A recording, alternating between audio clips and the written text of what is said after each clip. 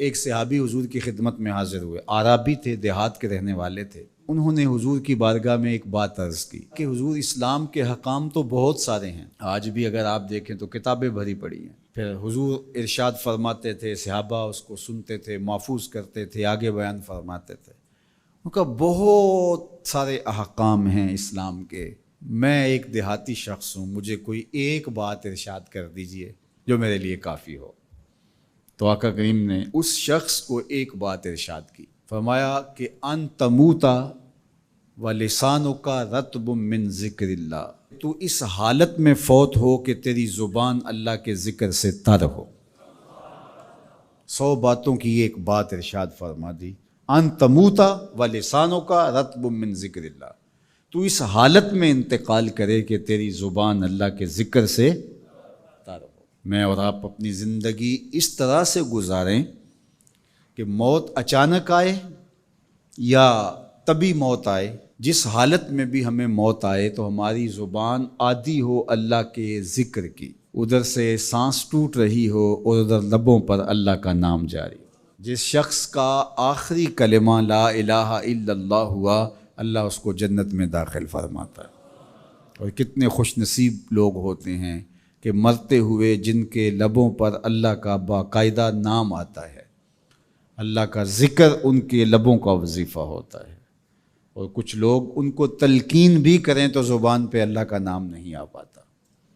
اور ان میں سے ایک وہ شخص جو شراب کا عادی ہے یا کسی بھی نشہ آور چیز کو لیتا ہے، تو ایسے شخص کو مرتے ہوئے کلمہ نصیب نہیں ہوتا۔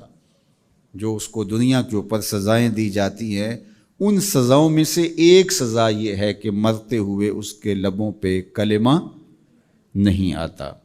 اور علماء نے یہ بھی لکھا ہے کہ جو بے نماز ہے، نماز نہیں پڑھتا، مرتے ہوئے اس کے لبوں پہ بھی کلمہ جاری نہیں ہوتا۔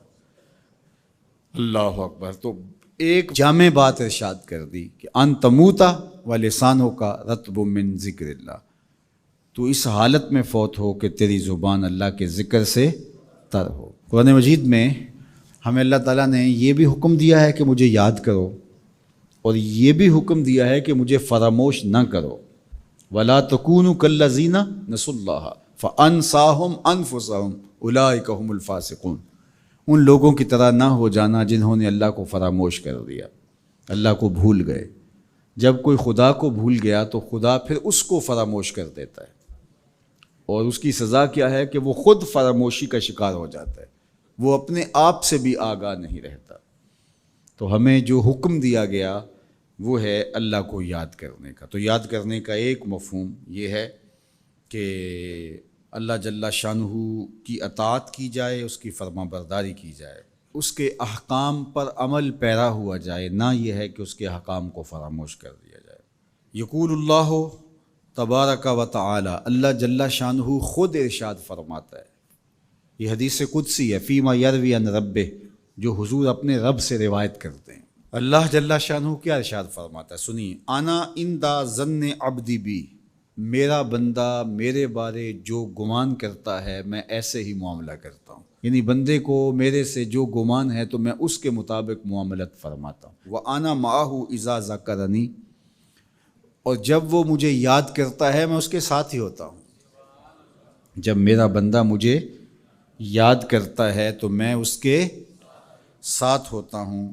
فَإِذَا ذَكَرَنِي فِي نَفْسِهِ ذَكَرْتُهُ فِي نَفْسِي، جب وہ مجھے اپنے دل میں یاد کرتا ہے تو میں بھی اسے اکیلے یاد کرتا ہوں۔ کتنی بڑی بات ہے کہ کسی کو رب یاد کرے، اللہ اکبر۔ کہا جب وہ اکیلے مجھے یاد کرتا ہے تو میں بھی اس کو اکیلے یاد کرتا ہوں۔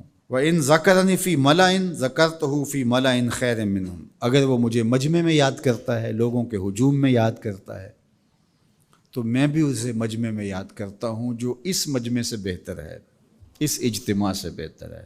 یہاں نیک بد گناہ گار سارے طرح کے لوگ ہیں، لیکن میں فرشتوں کے اجتماع میں یاد کرتا ہوں۔ اللہ اکبر۔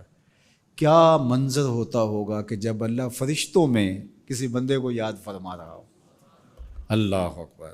اور ایک حدیث میں جو ہے وہ اس کے پھر آگے لفظ جو ہے یہ ہیں، میرا بندہ میری طرف اگر ایک بالشت چل کے آتا ہے تو میں ایک ذرا آتا ہوں، اور میرا بندہ میری طرف اگر 1 قدم آتا ہے 70 قدم آتا ہوں، اور اگر میرا بندہ میری طرف چل کر آتا ہے اتیت ہو ہر والا، میری رحمتیں دوڑ کے استقبال کرتی.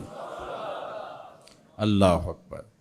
تو کتنی کرم نوازی ہوتی ہے جو اس کو یاد کرتا ہے. تو یاد کا چراغ کبھی بھی بجھنا نہیں چاہیے.